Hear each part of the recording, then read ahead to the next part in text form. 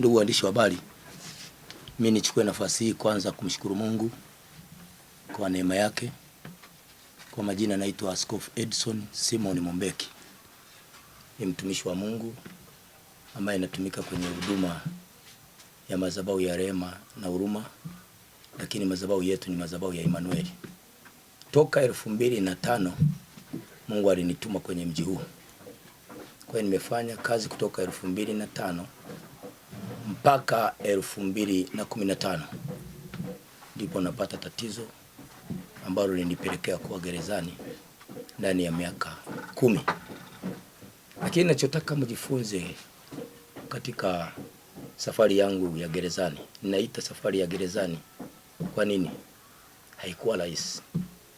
Nilikuwa askofu, jamii inaniamini, na wengi tulifanya kazi kwenye mji huu mkubwa sana. Ungekuwa mnaangalia kwenye matukio hayo, unaweza kaona saidia vikongwe, yatima, kwa watu ambao hawajiwezi. Tulifanya kazi nzuri. Lakini ninachotaka mfahamu, hakuna safari yote ambayo ina changamoto.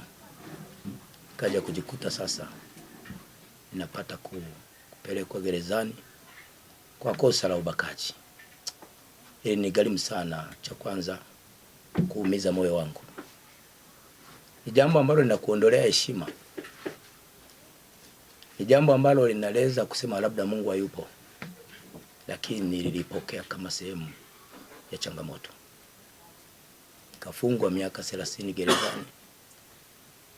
Lakini jambo ambalo nataka mfahamu, nilimtegemea Mungu.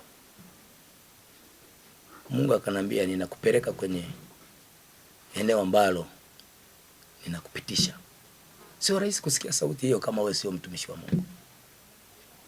Nikajikuta nafungwa kwenye gereza la Butimba. Natumikia kifungo, nimevuliwa nguo. Lakini sikumwacha Mungu gerezani. Watu waliokuja kunisalimia nilimwambia msimwache Mungu. Watoto wangu walikuwa nasoma mpaka kuachishwa shule, niwaambia msimwache Mungu. Familia, wazazi wangu, nimepoteza baba yangu na mama yangu nikiwa gerezani. Sio rahisi. Binti yangu mkubwa ameolewa nikiwa gerezani. Wewe mtu unapata mchumba anakuja kuilimwaka na kuja kujitambulisha gerezani. Unaonaje? Ilikuwa ni kazi ngumu. Lakini nikamwendelea kumwamini Mungu. Ninachotaka tujue, si kila mtu aliyoko gerezani amefanya kosa. Ninyi ni waandishi wa habari na Watanzania wengi hawaelewi jambo hilo.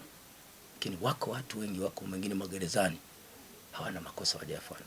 Lakini kwa sababu hujui sheria, unaposhtakiwa una wakili. Yule anayekushtaki anakuwa na wakili wa serikali. Wewe sheria hujui, itakupeleka hiyo kesi. Kuna saa nyingine ushahidi wa mazingira hata hujafanya. Lakini ni kwa mfano, nitoe mfano. Watu wanasema tulimuona waandishi wa habari walikuwa kwenye ofisi ya Askofu Mombeki, si ndio? Alafu itokee nimetoka hapa nizulike, watawakamata hata kama mjahusika. Hilo nataka mlielewe. Kwa hiyo ushahidi wa mazingira watu wamejikuta kwa kule. Lakini tukaendelea kumtegemea Mungu, tunaomba Mungu. Wakati tunaendelea kumsihi Mungu, huyo Mungu naye waambia, tarehe 15 ya mwezi wa 4 ilikuwa ni asubuhi, nikaitwa na uongozi wa gereza na viongozi wote kama kiongozi. Kule nilikuwa ni Nyampara. Yaani natoka kwenye waskofu napewa unyampara sasa. Lakini nikaendelea na kuwa mwaminifu gerezani. Kila mahali nilipopita nilikuwa mwaminifu. Alipokuja Rais wa Jamhuri ya Muungano wa Tanzania awamu ya 5, Mheshimiwa John Pombe Magufuli, alinikuta kule. Aliumia sana, kwa nini askofu niko huko? Baadaye ya kuondoka wale watu wake walifuatilia, kwa nini askofu yuko huko? Nikaeleza. Aliumia sana. Nikaendelea kumuomba Mungu, na rais nilimwombea maombi makubwa sana. Alipoondoka tukalia sana kuiombea nchi. Mungu, rais ameondoka. Maana alikuwa na matumaini makubwa kwa Tanzania. Tujakaa vizuri, Mungu akamuinua rais ambaye ni mama. Sio rais kuongoza nchi, watumishi wa Mungu. Sio rais waandishi wa habari. Nchi ilikuwa ina changamoto kubwa sana. Lakini akasimama mama kuongoza nchi. Eneo ambalo naweza kusema Mungu hawezi kumtupa mtu, tuliombea nchi sana.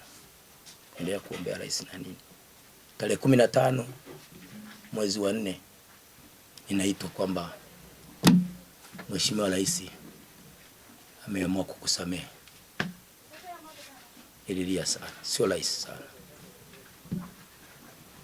Lakini ninachoweza kusema kwa nini imetokea.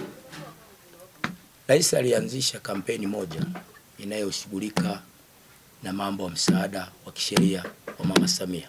Kwa hiyo alipita kwenye magereza. Watu walieleza, naongea nao wanaona. Lakini isitoshe tu, hata viongozi walikuwa wakipita, viongozi wengi. Nazungumza nao pale za magereza.